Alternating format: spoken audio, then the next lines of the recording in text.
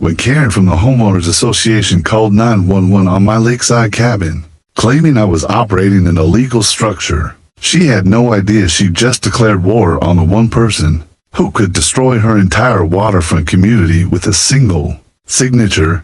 My name is David Chen, and this is the story of how one HOA power trip turned into the most satisfying legal takedown I've ever witnessed. My grandfather built our family cabin on Lake Morrison in 1952.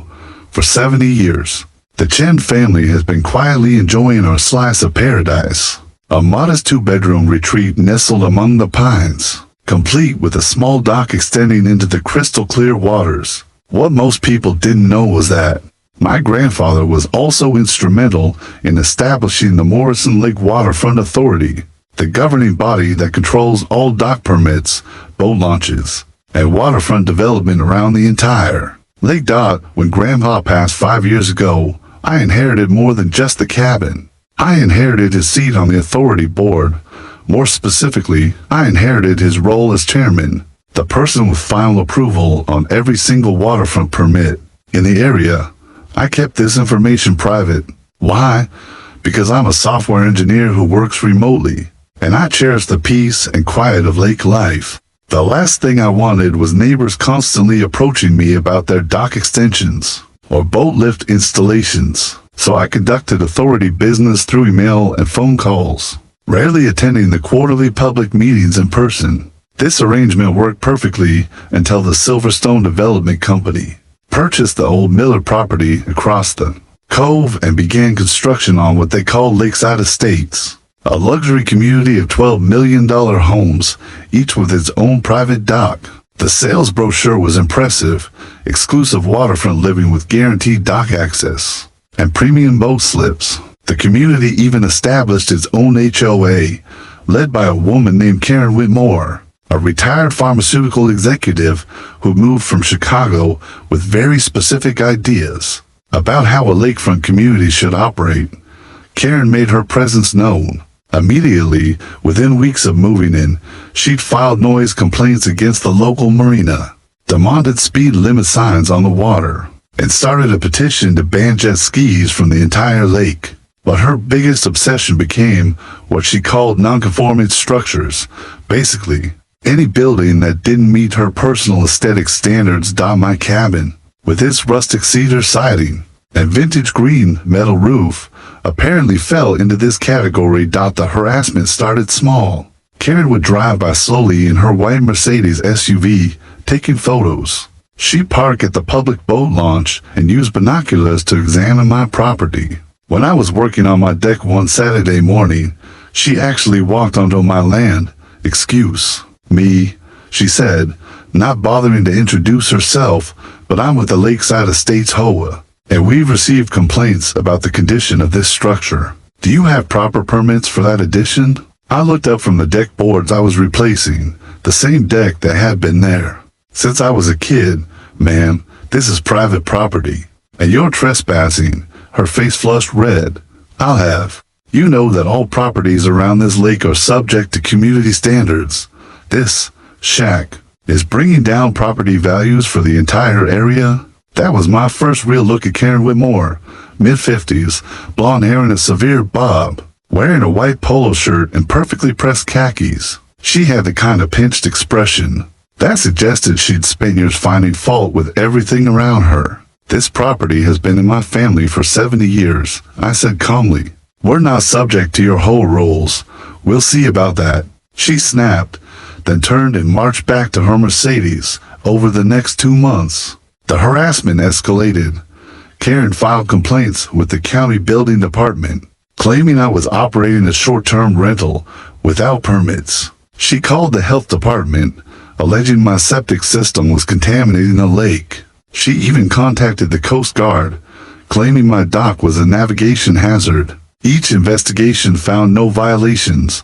My cabin was grandfathered under all relevant codes. My septic system was recently inspected and certified, and my dock was well within legal parameters. But Karen wasn't deterred. Then came the morning of August 15th, the day everything changed. I was enjoying my coffee on the deck, watching a family of loons glide across the calm water, When I heard sirens, multiple sirens, they grew louder and louder until 3 sheriff's deputies, the fire department trucks, and an ambulance came roaring down my private road. The lead deputy, a young officer named Martinez, looked genuinely confused as he approached. "Sir, we received a 911 call reporting an illegal structure collapse with possible injuries. The caller said someone might be trapped under debris." I gestured around in my perfectly intact cabin. "As you can see, officer, there's no collapse, no debris, and definitely no injuries." The caller was very specific, Martinez said, consulting his notes. She said she witnessed a deck collapse and heard screaming. That's when I spotted her, Karen Whitmore, standing beside her Mercedes at the end of my driveway, talking animatedly into her phone while pointing at my cabin. "Officer," I said, "I believe you'll find that the person who called this in is that woman right there. And I suspect this is a malicious false report." Martinez walked over to Karen. I couldn't hear the conversation, but I watched her gesturing wildly, clearly frustrated that her emergency services assault on my property hadn't gone as planned. 20 minutes later, after the fire trucks and ambulance had left, Deputy Martinez returned to my deck with a grim expression. "Mr. Chen," he said, "I need to inform you that Ms. Whitmore has filed a formal complaint alleging that you're operating an unpermitted structure in violation of multiple county codes. She's also petitioned the county to have your property condemned as a public nuisance." He handed me an official notice. As I read the legal jargon, one line stood out. "Respondent is hereby notified that failure to appear at the scheduled hearing may result in forced demolition of said structure. Karen Whitmore had just declared war on the wrong cabin owner. The formal complaint hit me like a punch to the gut. 23 pages of legal allegations, claiming my cabin violated everything from setback requirements to environmental protection standards. Karen had somehow convinced 3 other Lakeside Estates residents to sign affidavits supporting her claims. But the real kicker was her proposed solution: complete demolition of my cabin and restoration of the land to natural lakefront conditions. I sat on my deck that evening, staring at the legal papers, feeling a mix of rage and disbelief. This wasn't just an HOA power trip anymore. This was an attempt to steal my family's legacy.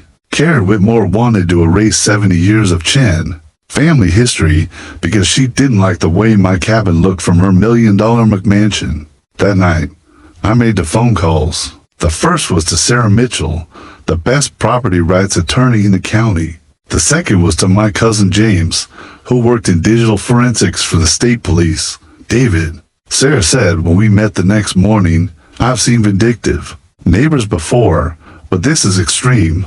She's essentially asking the county to seize your property through eminent domain, disguised as code enforcement. Can she do that? Not legally, but the process itself can be devastating. Even if we win, you're looking at months of litigation, tens of thousands in legal fees, and the constant stress of potentially losing your home. That's probably what she's counting on, that you'll just give up." But Sarah didn't know about my secret weapon yet. Neither did Karen. I decided to keep my authority chairman position private for now. Instead, I focused on building the strongest possible defense. Sarah filed immediate counter motions, challenging every one of Karen's allegations. Meanwhile, James began what he called digital archaeology, tracking Karen's online activities and communications. "You need to understand how these HOA types operate," James explained over coffee. "They document everything, thinking it makes them look official. But sometimes that documentation becomes evidence against them." While my legal team worked, I started my own investigation. I drove through Lakeside Estates, noting which homes had dock extensions, boat lifts, and other waterfront modifications. I took photos of everything, cross-referencing what I saw with the permits on file at the authority office. What I discovered made my blood boil. Lakeside Estates had been operating under a master dock permit that I'd approved 2 years earlier, before Karen arrived. The permit was very specific: individual docks extending no more than 40 feet into the lake, with approved boat lifts and no commercial activities. but driving through their community, I could see multiple violations. Karen's own dock extended at least 60 feet into the water, with a massive boat lift designed for a yacht twice the size allowed under her permit. 3 other residents had built what were essentially private marinas, complete with multiple boat slips they were clearly renting to non-residents. Even better, I found Karen's Airbnb listings. She'd been advertising her luxury lakefront estate for short-term rental since the day she moved in. Her online calendar showed bookings almost every weekend, with rates of $800 per night. The listings specifically promoted private dock access and premium boat slip included. This was a gold mine. Karen was operating a commercial short-term rental business, exactly what she'd falsely accused me of doing, while violating her own dock permit conditions. But the real breakthrough came when James called me with excitement. In his voice, "David, you need to see this. I've been monitoring Karen's social media and neighborhood Facebook groups. She's been planning this attack on your cabin for months." He discovered a private Facebook group called Lakeside Estates Property Standards Committee, where Karen had been coordinating her assault on my cabin. The posts were damning. Day 23 of monitoring the Chen property, still no signs of proper maintenance, planning to escalate to county authorities next week. Spoke with Realtor friend. Says lakefront lot would be worth $2.8 million without that ugly cabin. Might be worth pursuing condemnation route. 911 call planned for tomorrow morning. Need witnesses to testify about unsafe conditions. Meeting at my house at 8 a.m. The screenshots showed Karen conspiring with her neighbors, planning false reports, and discussing ways to force me off my own property. But the most shocking post was from just 3 days before her 911 call. Research shows the old cabin might be blocking premium lake views for units 7 to 12. If we can get it condemned, HOA could potentially purchase the land for community use. Calculating potential property value increases for affected units. She wasn't just harassing me out of aesthetic concerns. She was trying to steal my property to increase her own real estate values. "This is conspiracy to commit fraud," Sarah said when I showed her the evidence, "and probably extortion. We've got her dead to rights." But I wasn't ready to play that card yet, because James had also discovered something else. Something that would make my eventual counterattack absolutely devastating. Karen had been researching my property records, trying to find any legal vulnerabilities, but her research had missed one crucial detail. She had no idea who she was really dealing with. In one Facebook post, she'd written, "Chen seems to be just some tech worker. Probably won't have resources for extended legal fight. Easy target, easy target." That phrase stuck with me as I prepared for the county hearing scheduled for the following week. Karen Whitmore thought she was bulldozing some helpless cabin owner who couldn't fight back. She had no idea she was about to face the one person who could shut down her entire waterfront community with a single administrative decision. The hearing was set for Thursday morning. I spent the week gathering every piece of evidence, every permit violation, every fraudulent statement Karen had made. Sarah prepared our legal arguments, while James compiled a digital dossier that read like a criminal conspiracy case. But I also did something else. I quietly scheduled a special meeting of the Morrison Lake Waterfront Authority for Friday afternoon, just 24 hours after the county hearing. Karen wanted to play hardball with property rights and government regulations. She was about to learn that some games have consequences she never imagined. The county administrative hearing was held in a sterile conference room at the government center, with fluorescent lights buzzing overhead and the smell of burnt coffee hanging in the air. County Administrator Patricia Wells presided from behind a folding table, flanked by two code enforcement officers who looked like they'd rather be anywhere else.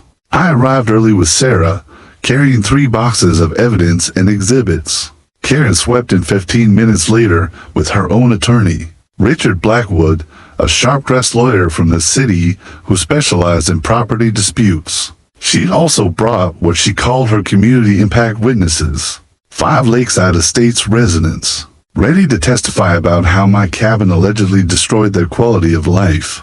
Administrator Wells called the hearing to order at 9 a.m. sharp. We're here to address the complaint filed by Karen Whitmore and the Lakeside Estates Homeowners Association against the property owned by David Chen at 1247 Lakeshore Drive. Blackwood stood up first, straightening his expensive tie.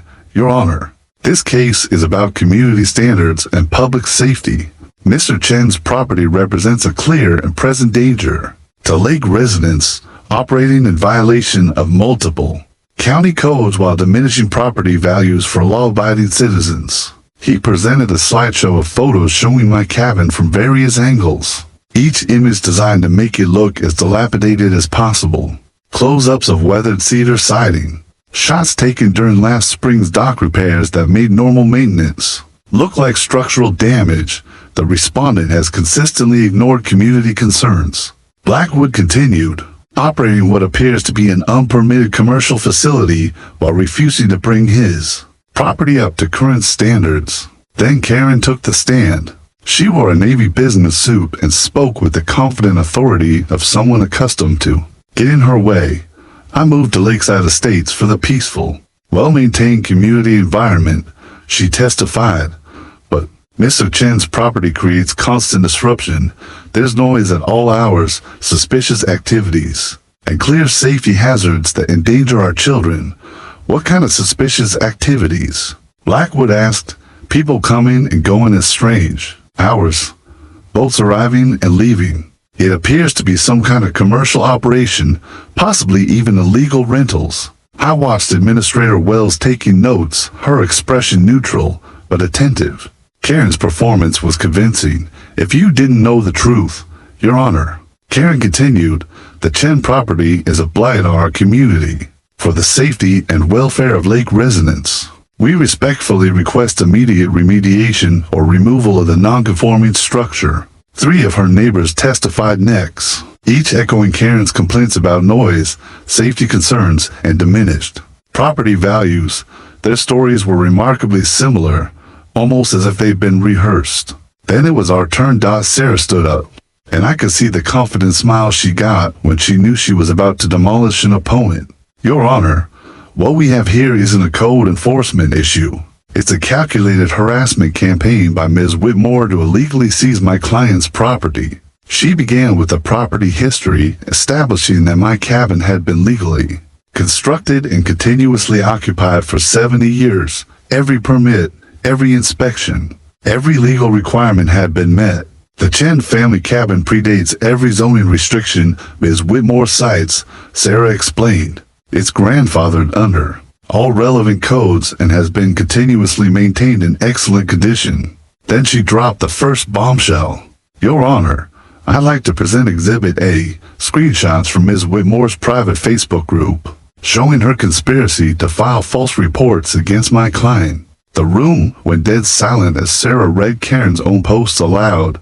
The planned 911 call, the discussion of forcing condemnation, the calculation of potential property value increases. Karen's face went white. Blackwood started shuffling through papers frantically.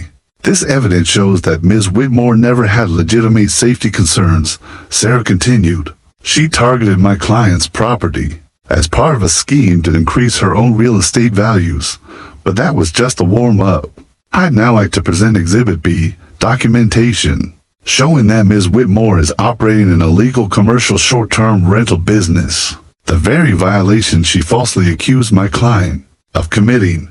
Sarah projected Karen's Airbnb listings onto the room screen, the luxury photos, the $800 per night rates, the calendar showing continuous bookings. Then came the permit violations, Karen's oversized dock, the unauthorized commercial boat slips, the multiple zoning violations in her own community. Ms. Whitmore has been operating in flagrant violation of county codes while simultaneously filing false accusations against a law-abiding property owner, Sarah said. This isn't just harassment, it's fraud. Karen jumped to her feet. Those accusations are completely unfounded. My attorney will. Your Honor, Sarah interrupted. I have one more exhibit that I believe will resolve this matter entirely. She turned to me with a slight nod. This was the moment we planned. I stood up and pulled out a document that made Karen's eyes go wide with confusion. Your Honor, I am David Chen, and I serve as chairman of the Morrison Lake Waterfront Authority, the governing body with jurisdiction over all dock permits and waterfront development around this entire lake. The silence in the room was deafening. Karen's mouth fell open. In that capacity, I continued, I can confirm that Ms. Whitmore and several Lakeside Estates residents are operating in material violation of their waterfront permits. The authority has jurisdiction to revoke those permits immediately. Administrator Wells leaned forward. Mr. Chen, are you saying you have regulatory authority over the complainant's property? Yes, Your Honor. Every dock, every bow slip, every waterfront structure in Lakeside Estates operates under permits that require my approval to maintain. Karen finally found her voice, but it came out as a strangled whisper. You can't. You don't have the power to actually, Ms. Whitmore. I said calmly, I have exactly that power. And tomorrow afternoon, the authority is holding an emergency meeting to review all Lakeside Estates waterfront permits based on the violations we've documented today. The color drained completely from Karen's face. Blackwood was frantically whispering in her ear, but she wasn't listening. She was staring at me like she just realized she declared war on someone who could destroy everything she'd built. Administrator Wells called for a brief recess. As people filed out, I heard Karen's voice crack as she spoke to her lawyer. He can't shut down our docks, can he? Richard, tell me he can't shut down our docks. But Blackwood was already packing his briefcase, shaking his head, where we reconvened. Administrator Wells had clearly made her decision, but the real fireworks were still to come. After reviewing all evidence presented, Administrator Wells announced, I find no merit to the complaints filed against Mr. Chen's property. The structure in question is legally non-conforming, properly maintained, and poses no threat to public safety or welfare.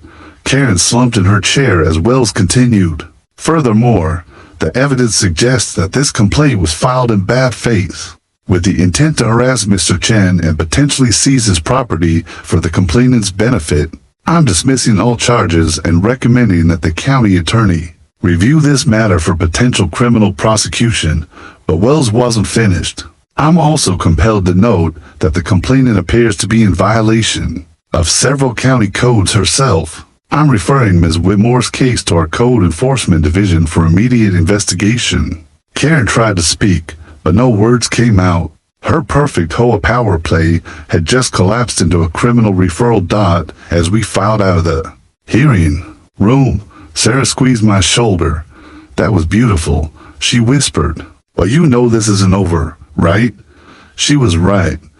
Karen might have lost the official battle, but people like her don't give up easily. I expected more harassment, more false complaints, maybe even vandalism. What I didn't expect was a phone call I received that evening. Double quotes Mr. Chen. This is Detective Morrison with the County Sheriff's Financial Crimes Unit. My heart skipped. Yes, Detective, we've been investigating some irregularities with the Lakeside Estates development, and your name came up as the authority chairman who approved their original permits. We'd like to speak with you about some discrepancies we found. The next morning, I met Detective Morrison at a coffee shop in town. He was a serious man in his 50s, with the kind of methodical demeanor that suggested he'd seen every type of financial fraud imaginable. Mr. Chen, he began, we've been investigating Silverstone Development Company for the past 6 months. They're under suspicion for permit fraud, environmental violations, and possibly money laundering. He opened a thick file folder. When we heard about your conflict with Ms. Whitmore, we realized she might be more involved in this than we initially thought. What Detective Morrison revealed next changed everything I thought. I knew about Karen and her campaign against my cabin. Karen Whitmore wasn't just some retired pharmaceutical executive with HOA power issues. She was Silverstone Development's silent partner, with a 40% ownership stake in the company. The entire Lakeside Estates development was essentially her project, financed through a complex web of shell companies and offshore accounts. The development was supposed to have 12 homes, Morrison explained. but they're planning a phase 2 expansion, 24 more units, plus a commercial marina and event center. He showed me aerial photos of survey stakes that had been placed around the lake over the past month. The expansion would nearly triple the size of Lakeside Estates, turning our quiet lake into a commercial resort destination. There's just one problem with their expansion plans, Morrison said. The new development would require access through your property. They need to build a road right through your land to reach the phase 2 construction area. Suddenly, everything made sense. Karen wasn't trying to destroy my cabin because she hated how it looked. She was trying to force me off my property because she needed my land for her massive commercial development. The harassment campaign was designed to either force you to sell or get your property condemned so they could acquire it through eminent domain. Morrison continued, your cabin was never the real target, your land was. But the detective had even more shocking news. We've been monitoring Karen's communications as part of our investigation. 3 days ago, she contacted someone about eliminating the Chen problem permanently. We're not sure what that means, but we're taking it as a credible threat. My blood ran cold. This had escalated far beyond HOA harassment. Double quotes Mr. Chen. Morrison said, we need your help. Tomorrow's authority meeting is the perfect opportunity to catch Karen and her partners in the act. We want you to proceed as planned, but we'll have undercover officers monitoring everything. The next afternoon, I walked into the authority meeting, knowing it might be the most dangerous day of my life. Karen was there, along with 2 men I didn't recognize. One in an expensive suit who looked like a corporate lawyer, the other wearing contractor clothes but with the kind of bill that suggested he wasn't there to discuss construction permits. The meeting room was packed with Lakeside Estates residents, all looking nervous and confused about why their dock permits were suddenly under review. I called the meeting to order and began presenting the evidence of permit violations throughout their community. Karen sat in the front row, her face a mask of barely controlled rage. But when I announced that the authority was revoking all Lakeside Estates waterfront permits, pending a full investigation, Karen finally snapped. You can't do this, she screamed, jumping to her feet. I'll destroy you. I'll take everything you have. That's when the man in contractor clothes stepped forward, his hand moving toward his jacket. Karen, no, the corporate liar hissed, but it was too late. Detective Morrison and 3 other officers emerged from their positions around the room, weapons drawn. County sheriff, everyone on the ground. The next few minutes were chaos. Karen screaming about her rights, the contractor being wrestled to the ground. Lakeside Estates residents fleeing in panic. When the dust settled, police had arrested Karen, her 2 associates. It seized boxes of evidence from their car. Later, at the police station, Detective Morrison explained what they'd found. Karen had detailed plans for your property, including architectural drawings for a commercial marina where your cabin currently sits. They'd invested over $3 million in phase 2 development, all contingent on acquiring your land. The contractor, it turned out, was a convicted arsonist with connections to organized crime. Police found accelerants and timing devices in his vehicle. They weren't just planning to harass you anymore, Morrison said grimly. They were planning to burn down your cabin and make it look like an accident. 6 months later, Karen Whitmore was sentenced to 8 years in federal prison for conspiracy, fraud, and attempted arson. Silverstone Development Company was dissolved, and all Lakeside Estates residents had to reapply for proper waterfront permits.